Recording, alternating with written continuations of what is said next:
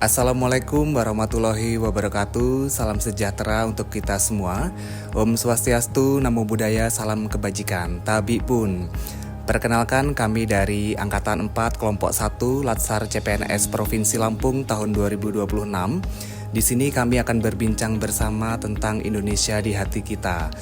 Sebelumnya perkenalkan, saya Konstantinus Elok Budi Prasetyo dari UPTD Museum Negeri Lampung sebagai penata kelola sistem dan teknologi informasi. Saya Ahmad Yori Januari sebagai penata kelola sistem dan teknologi informasi di Dinas Ketahanan Pangan, Tanaman Pangan, dan Hortikultura. Saya Irma Hanifah dari Satuan Polisi Pamong Praja Provinsi Lampung dengan jabatan penata kelola sistem dan teknologi informasi. Saya Lilis Tiawati sebagai penggerak swadaya masyarakat dari Dinas Pemberdayaan Masyarakat Desa dan Transmigrasi Provinsi Lampung. Saya Regina Salmadina Rauf dari Dinas Perindustrian dan Perdagangan Provinsi Lampung dengan jabatan Penyuluh Perindustrian dan Perdagangan Ahli Pertama. Oke, kami ini semua calon ASN yang sedang belajar memahami arti menjadi warga negara yang sadar, cinta, dan siap berkontribusi. Nah, ada pertanyaan nih. Apa yang pertama kali terlintas di pikiranmu saat mendengar kata Indonesia? Nah, kalau buat saya, yang langsung muncul itu adalah peristiwa Sumpah Pemuda 28 Oktober 1928. Kalau coba kita bayangin ya, anak-anak dari berbagai pulau di Indonesia, dari Sumatera, dari Maluku, Sulawesi, Jawa, kumpul jadi satu dan bersumpah, satu nusa, satu bangsa, dan satu bahasa. Itu kayaknya bukan sekedar ikrar ya, tapi itu kelahiran jiwa kebangsaan. Bahkan kalau dipikirin sebelum merdeka, mereka tuh udah ada visi gitu untuk Indonesia itu jadi sebagai satu kesatuan. Nah, jangan lupa juga ya ada Budi Utomo tanggal 20 Mei 1908 awal kebangkitan nasional tuh. Dan Perhimpunan Indonesia di Leiden 25 Oktober 1908 yang pertama kali gunain istilah Indonesia di kancah internasional. Ya semua itu kayaknya awal dari fondasi dari wawasan kebangsaan, cara pandang kita yang mengutamakan persatuan wilayah dalam kehidupan berbangsa dan bernegara. Oke, jadi identitas kita ini dibangun dari kesadaran kolektif ya. Nah ya betul Kak Budi. Dan itu juga diperkuat oleh 4 konsensus dasar bangsa seperti diatur dalam Undang-Undang Nomor 24 Tahun 2009, Sang Merah Putih sebagai bendera, bahasa Indonesia sebagai bahasa persatuan, Garuda Pancasila dengan semboyannya Bhinneka Tunggal Ika, dan lagu kebangsaan Indonesia Raya ciptaan W.R. Supratman yang pastinya itu bukan simbol biasa. Itu janji bersama bahwa kita tetap satu meski berbeda. Wah, menarik ya kalau identitasnya jelas. Lalu bagaimana sih kita bisa mewujudkan cinta itu dalam tindakan? Nah, Kak Irma nih, gimana nih? Nah, di sini nilai-nilai bela negara itu masuk Kak Budi. Menurut Undang-Undang Nomor 23 Tahun 2019 ada 5 nilai dasar. Yang pertama, cinta kepada tanah air. Kedua, sadar berbangsa dan bernegara. Yang ketiga, setia pada Pancasila, rela berkorban. Dan yang terakhir, kemampuan awal dari bela negara. Contohnya nih, pakai produk lokal. Itu tandanya kita mencintai tanah air ini. Kemudian ikut pemilu dan juga melaksanakan gotong royong yang diselenggarakan oleh masyarakat.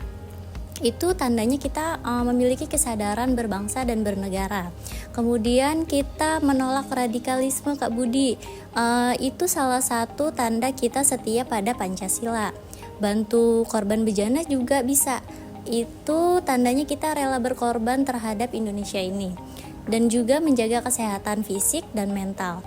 Itu memiliki kemampuan awal bela negara. Oke, jadi bela negara itu nggak harus angkat senjata ya gitu. Iya benar Kak Budi, memang kalau dulu bela negara itu angkat senjata.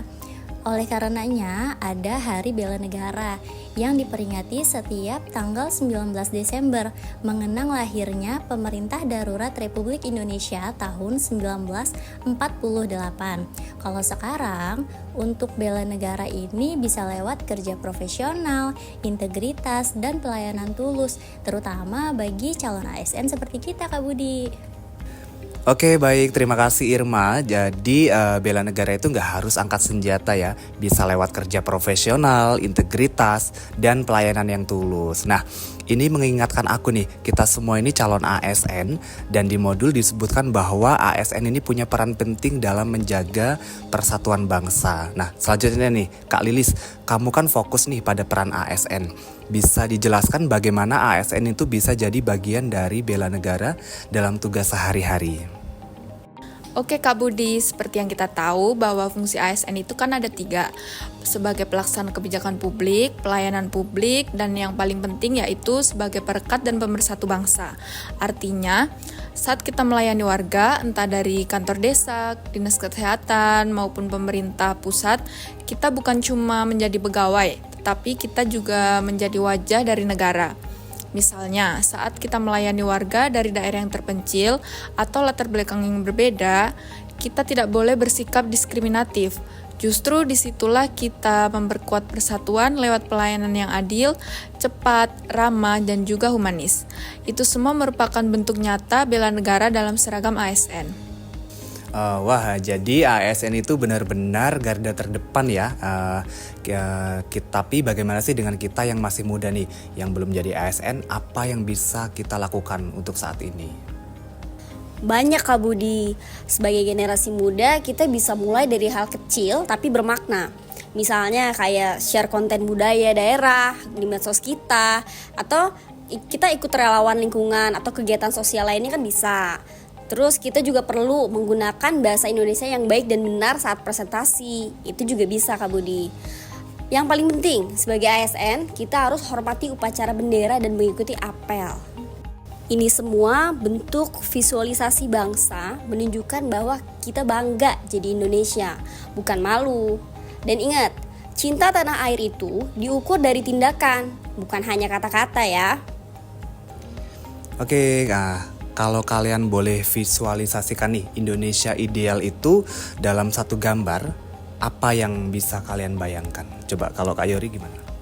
Kalau aku Indonesia ideal tuh, aku bayangin ya, anak-anak dari Sabang sampai Merauke, mereka belajar bareng, terhubung secara digital, tapi pakai bahasa Indonesia yang baik dan benar.